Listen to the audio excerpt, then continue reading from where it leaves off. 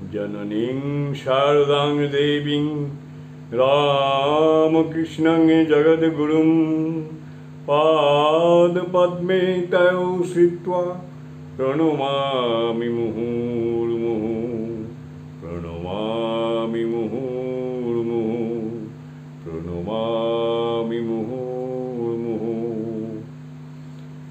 শতরূপে সারদা এই বই থেকে বিষয় মাতা ঠাকুরানী স্বামী বিবেকানন্দের দৃষ্টিতে।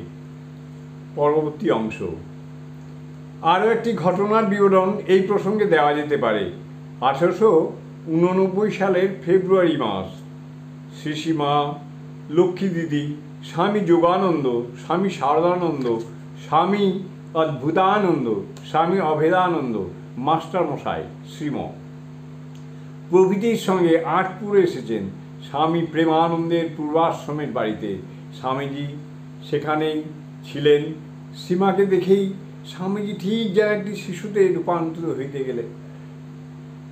সীমাকে দেখেই স্বামীজি যেন ঠিক একটি শিশুতে রূপান্তরিত হয়ে গেলেন। স্বামীজি সে অনাবিল আনন্দ প্রকাশের ঘটনাটি প্রত্যক্ষদর্শী লক্ষ্মী দিদি এইভাবে বর্ণনা করিয়াছেন। সীমাকে পায়া স্বামীজির খুবই আনন্দ। ইতিমধ্যে আমাদের মালপত্র আসিয়া পড়ে।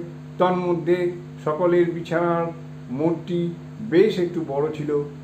উহা নামানো মাত্র স্বামীজি আনন্দ ভরে বালকের ন্যায় উহাকে ঘোড়া করিয়া উঠিয়া বসিলেন এবং হেট হেট করিয়া অঙ্গভঙ্গি সহ যেন দৌড়াইতে লাগিলেন।